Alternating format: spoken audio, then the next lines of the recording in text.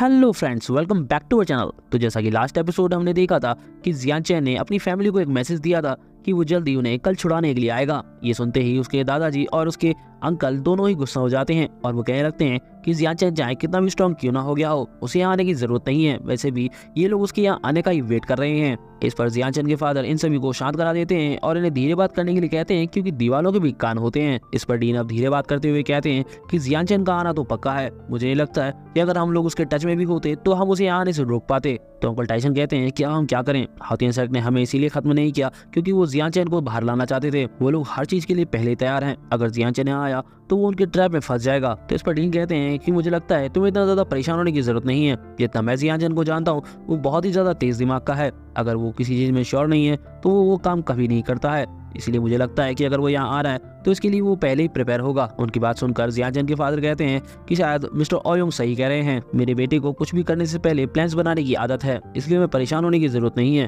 अब हमें बस कल तक का इंतजार करना है कि कब वो आएगा और हमें यहाँ से सेफली निकाल ले जाएगा, क्योंकि अब हम उस पर ट्रस्ट करने के अलावा कुछ भी नहीं कर सकते हैं। इसके बाद अब हम सीधे अगले दिन हेवनली ड्रैगन कॉन्टेस्ट में देखते हैं, जहाँ पर कई सारे लोग आए होते हैं। तभी वहाँ पर अचानक से बिजलियां कड़कना स्टार्ट हो जाती हैं और वहाँ पर कुछ लोग आते हुए कहते हैं कि माफ करना, हम आने में थोड़ा लेट हो गए। इस पर यहाँ पर इन लोगों का वेलकम कर रहा आदमी इन लोगों का वेलकम करता है और इन्हें मिस्टर जू के नाम से पुकारता है। हमें पता चलता है कि ये लोग जीशा सेक्ट से हैं। तभी मिस्टर जू के साथ आई हुई लड़की इधर उधर देखने लगती है और कहती है कि आखिर मुझे जियान चैन क्यों नहीं दिख रहा है। इस पर उसके साथ वाला लड़का कहता है कि क्या तुम जियान चैन में इंटरेस्टेड हो? ट्रस्ट मी, अगर तुम मुझसे शादी करने के लिए वादा करती हो तो मैं अपने पापा से कहकर जियान चैन को तुम्हारे लिए पकड़वा सकता हूँ। जिसके साथ ही वो उसका हाथ पकड़ने का भी ट्राई करता है, जिस पर वालिंग उसका हाथ झटक देती है और कहती है कि इसकी कोई जरूरत नहीं है। तभी लॉन्ग क्विंग मिस्टर जू से इन दोनों के बारे में पूछता है, जिस पर मिस्टर जू बताते हैं कि इस लड़की का नाम वालिंग है और ये मेरी बेटी है। और वो लड़के के बारे में कहते हैं कि तुम इसके बारे में भूल जाओ तो ये अच्छा होगा। जिसके बाद वो अपनी बेटी और उस लड़के के साथ अपनी सीट्स की तरफ चले जाते हैं। इसके तुरंत बाद वहाँ पर एक और आदमी एक धमाकेदार एंट्री लेता है,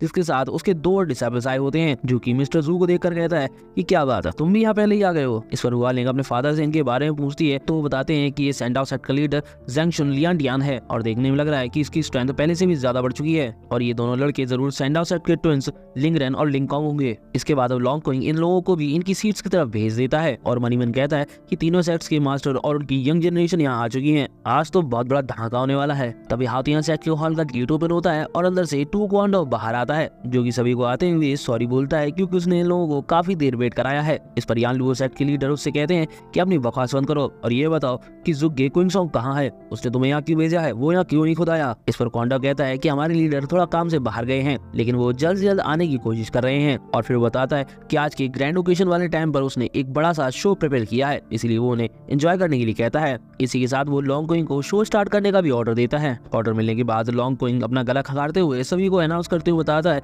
कि जैसा कि आप सभी जानते हैं कि जियान चैन हाउतियन सेक्ट का ट्रेटर है। भले ही वो हमारे हाथ नहीं आया, लेकिन उसकी फैमिली, रिलेटिव्स और उसके फ्रेंड्स हमारे हाथ आ चुके हैं और हमने काफी सोच विचार करने के बाद एक डिसीजन लिया है कि जियान चैन से जुड़े हुए सभी लोगों को हम एग्जीक्यूट करेंगे। इन लोगों का ये डिसीजन कई सारे लोगों को काफी ज्यादा क्रूएल लगता है, क्योंकि हाउतियन सेक्ट एक 3 स्टार सेक्ट होने के बावजूद भी इतनी क्रूएल्टी कर रही थी। लेकिन वहीं कुछ लोगों को इसमें काफी ज्यादा फन दिखाई दे रहा था। इसके बाद लॉन्ग क्विंग चीफ एल्डर से कहता है कि अब सब कुछ रेडी है। इस पर क्वांडो, जो कि यहाँ का चीफ एल्डर होता है, वो एग्जीक्यूशन को स्टार्ट करने का ऑर्डर देता है। उसके ऑर्डर को रिसीव करते हुए लॉन्ग क्विंग सोचता है कि लगता है हमने जियान चैन को कुछ ज्यादा ही ओवर एस्टिमेट कर लिया, वो तो अभी तक आया भी नहीं है। और फिर वो अपने आदमियों को सभी प्रिजनर्स को लाने के लिए कहता है। इस पर उसके आदमी तुरंत ही वहाँ पर जियान चैन की फैमिली और फ्रेंड्स को ले आते हैं, जिनकी खस्ता हालत देखकर वहाँ पर लोगों को काफी बुरा लगता है। और कुछ लोग कहते हैं कि हाउतियन सेक्ट काफी ज्यादा रूथलेस हो गई है। जियान चैन को बाहर निकालने के लिए उसकी फैमिली को इतनी बुरी तरीके से टॉर्चर कर रहे हैं, जो कि 3rd लेवल की सेक्ट को बिल्कुल भी शोभा नहीं देता है। इस पर एक आदमी कहता है कि हम लोग कुछ भी नहीं कर सकते हैं। जब से फॉर्मल लीडर यहाँ के डिसअपीयर हुए हैं,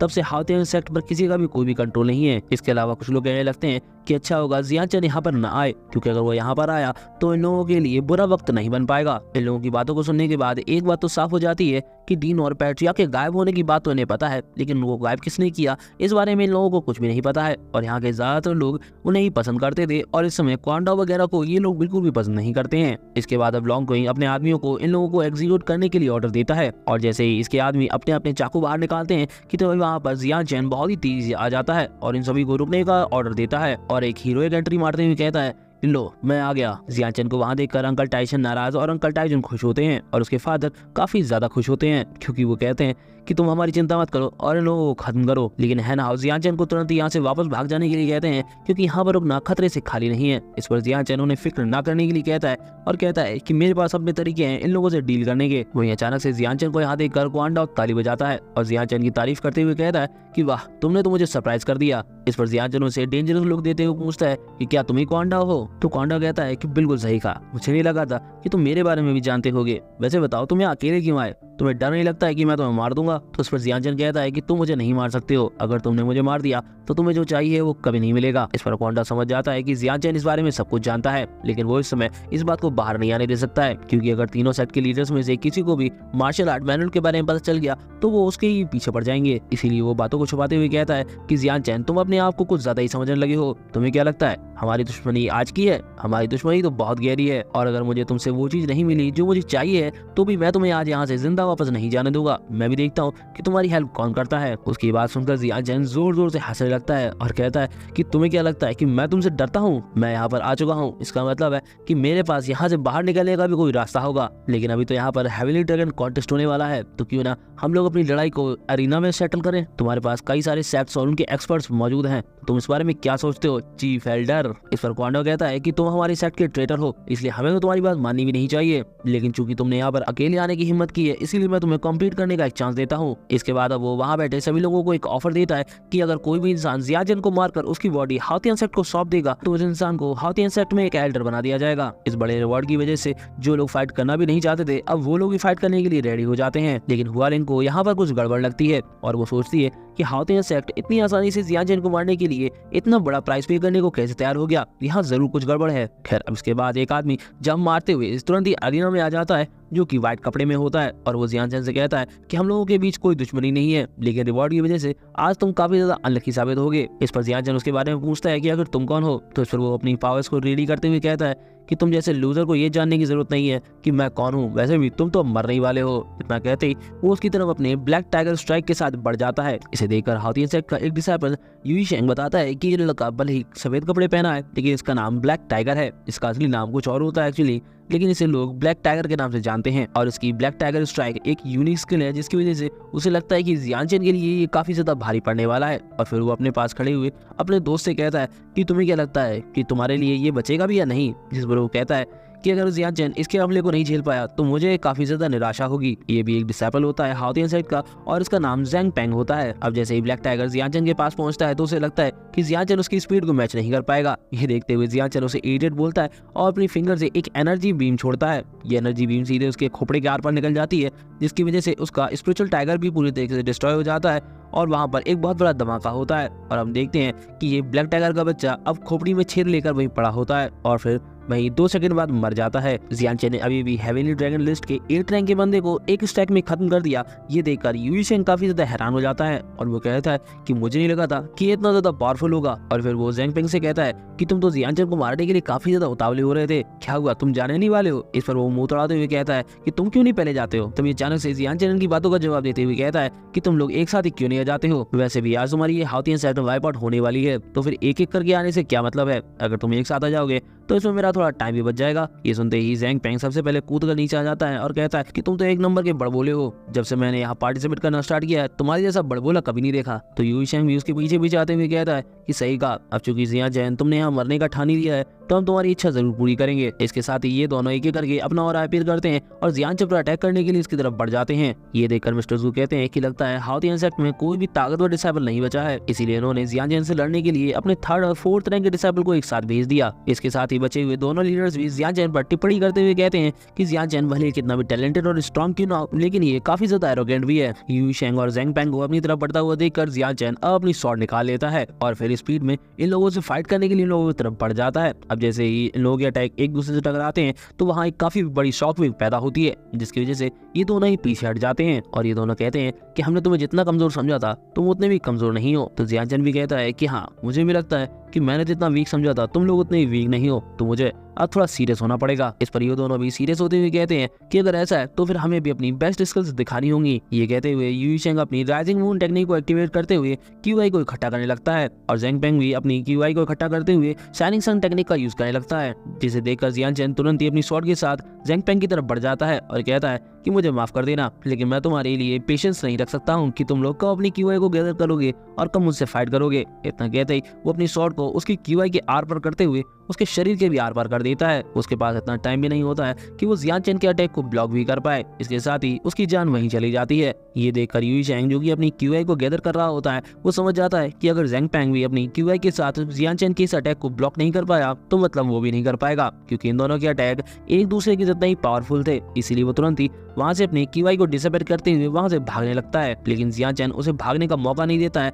और बहुत ही तेजी से उसके सामने आते हुए अपनी स्वॉर्ड से उस पर अटैक करता है। ये देखकर वो डर के मारे जियान चैन को उसकी लाइफ को बख्श देने के लिए कहता है, लेकिन जियान चैन उस पर अटैक करते हुए कहता है कि अब बेटा बहुत देर हो चुकी है इसके लिए। अब जैसे ही जियान चैन का अटैक यू शेंग को लगने वाला होता है कि तभी यू शेंग फैन काओ को अपनी हेल्प के लिए बुलाता है, जिस पर फैन काओ भी बड़ी तेजी से आकर जियान चैन के अटैक को ब्लॉक कर लेता है। लेकिन इसकी वजह से वहाँ एक ब्लास्ट होता है जिसकी वजह से यू शेंग जमीन पर आकर गिरता है और जियान चैन उसकी सिर के पास ही सीधे लैंड करता है और फैन काओ भी जियान चैन के सामने लैंड करता है। तभी यू शेंग फैन काओ से हेल्प मांगता है उसकी जान बचाने के लिए, जिस पर फैन काओ भी जियान चैन को यू शेंग को जाने देने के लिए कहता है, लेकिन जियान चैन उसकी इस बात को फनी कहकर सीधे अपनी स्वॉर्ड को यू शेंग के सीने में उतार देता है और फैन काओ से कहता है कि तुम्हें क्या लगता है कि तुम कौन हो, तुम मुझे बताओगे कि मुझे क्या करना है क्या नहीं। इतना कहते ही वो अपनी स्वॉर्ड को यू शेंग के सीने से निकाल लेता है और फैन काओ की तरफ लहराने लगता है। ये देखकर फैन काओ गुस्से में आ जाता है और वो कहता है कि मैंने तुमसे कहा था कि उसे मत मारना, इसके बावजूद भी तुमने उसे मार दिया। इस पर जियान चैन कहता है कि सन ऑफ अ बिच, यानी कुतिया के पिल्ले, चलो मैं सीधे बात करता हूँ,